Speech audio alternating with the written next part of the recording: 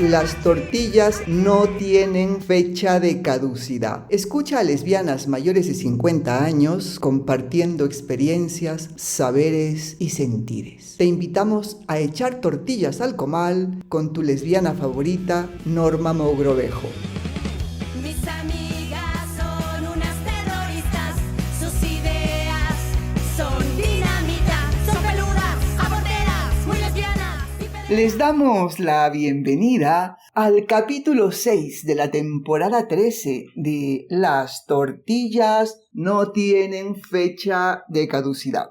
Un programa hecho por lesbianas mayores de 50 para escucharnos, narrarnos y recuperar nuestras voces. Miradas que hieren. Tu llegada se ve empañada. Todo lo que conmueves dentro de mí se esconde. Se esconde bajo el prejuicio. La ciudad se agita por un clamor colectivo. Un clamor que es doble filo. Nos abraza y nos sostiene en su regazo fraterno. Nos clava las pupilas cuando explotamos en caricias. Nuestras luces se opacan bajo la sucia mirada. Nuestros corazones se esconden extasiados, queriendo surcar la libertad. Un paisaje carnavalesco, colorido y melancólico. Un interior asustado, oscuro y silencioso, mas no desesperanzado. Jaraya.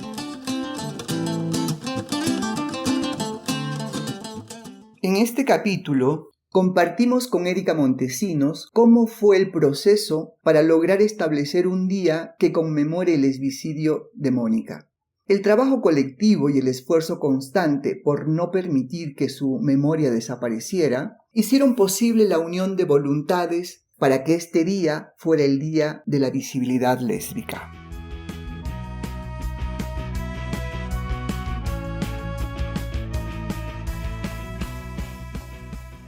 En el juicio que llevó a cabo la familia o la hermana, ¿está presente el movimiento lésbico? No, de manera solitaria. Lo que a ella le llamaba la atención es que hayan desaparecido todos y todas.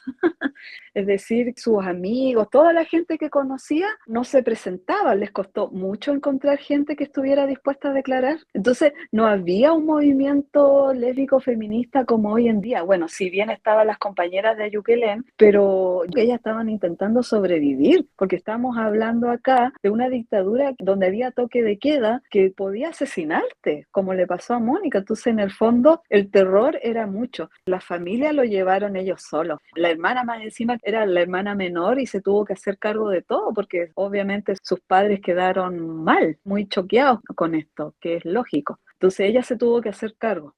¿Cuándo se reivindica el 9 de julio como el Día de la Visibilidad Lésbica? Con las colectivas, Agrupación Lésbica Rompiendo el Silencio, comenzamos a vislumbrar la idea de hacer un Día de la Visibilidad Lésbica en Chile, tal como lo tienen las compañeras en Argentina o las compañeras en Brasil. Más que nada haciendo como un día de conmemoración, un día de reflexión lesbofeminista que tuviese esa mirada, digamos, política. Y además porque Mónica también fue amiga, fue pareja de Susana Peña, y Mónica no era activista, pero sí se relacionaba con las compañeras en esa época. Entonces, después que ocurrió su lesbicidio, fue inspiración también para que las compañeras de Ayuquelén, por ejemplo, comenzaran a activar de una manera mucho más pública dentro de lo que se podía, porque estábamos en esa época, era plena dictadura de Pinochet. El año 2015, nosotras decidimos levantar este Día de la Visibilidad Lésbica como una manera de conmemorar el lesbicidio de Mónica, pero también de conmemorar no solamente un hecho tan trágico, sino que también de hacer una reflexión lésbica feminista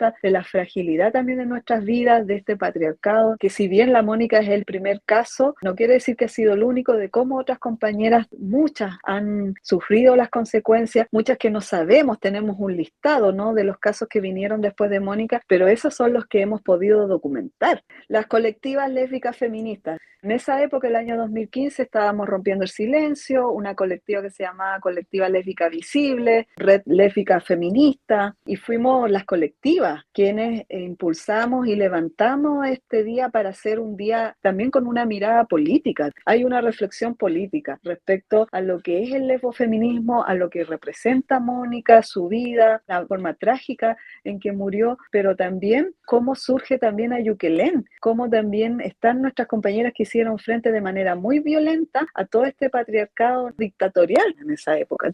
Yo creo que es un día de reflexión. Fue así como el 9 de julio, cuando ocurrió su crimen, su lesbicidio, se conmemora acá el Día de la Visibilidad Lésbica en todo Chile. Este 9 de julio fue justamente 40 años del lesbicidio de Mónica Briones. Cuéntanos qué acciones se hicieron.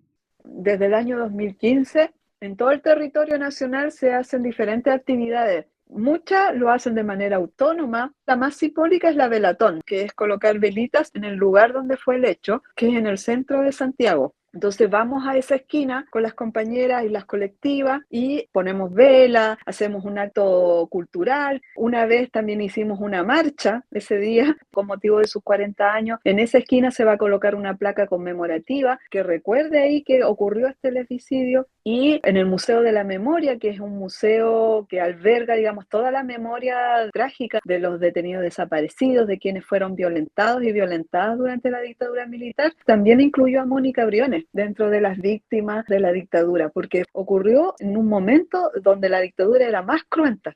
Hay un mural dedicado a Mónica y este año que pasó hicieron también un homenaje, se extendió un lienzo gigante que las nuevas generaciones de activistas lésbicas feministas bordaron con el nombre de la Mónica. Muy hermoso, muy lindo. Entonces creo que han pasado los años y la figura de Mónica, el recuerdo de Mónica se ha ido acrecentando, ¿no?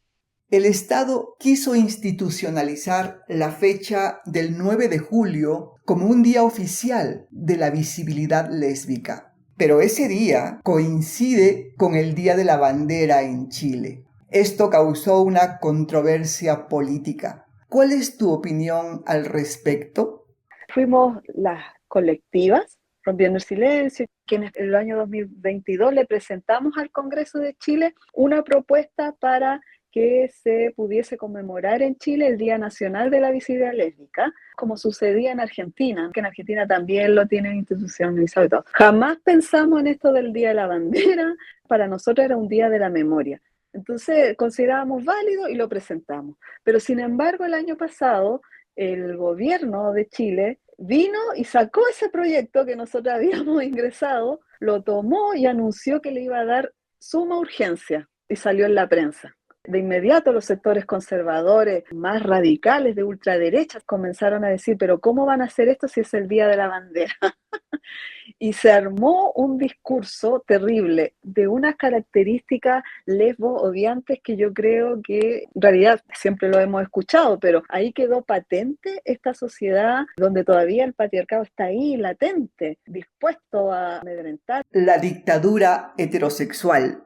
Exactamente, tal como lo dices tú. Entonces era como nuestros símbolos patrios y todo ese discurso patriarcal humillando nuestras realidades, nuestra lesbiandad. En ese sentido fue una experiencia fuertísima, pero que nos trajo varias lecciones. Después el proyecto fue retirado y nosotras les dijimos también al gobierno que retirara eso. Y ahí dijimos ya no queremos nunca más tener esta incursión y nosotras vamos a seguir conmemorando el día que se nos cante, porque más encima nos pidieron desde el gobierno que cambiáramos la fecha. Imagínate, obviamente todas les dijimos, por supuesto que no, eso es desconocer la historia, eso es banalizarla, trivializarla. En realidad las colectivas ni nadie va a insistir en eso, porque nosotras vamos a seguir conmemorando el 9 de julio como este día.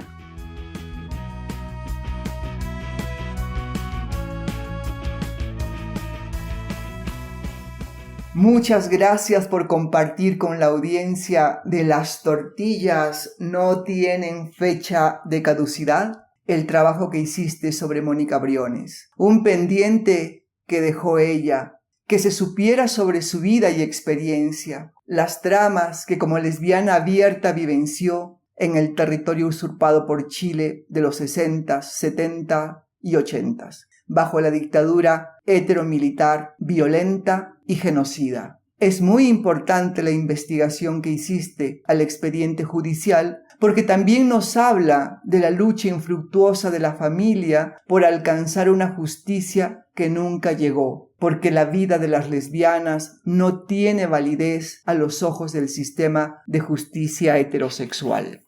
Las invitamos a escucharnos en el siguiente y último capítulo de esta temporada sobre Mónica Briones.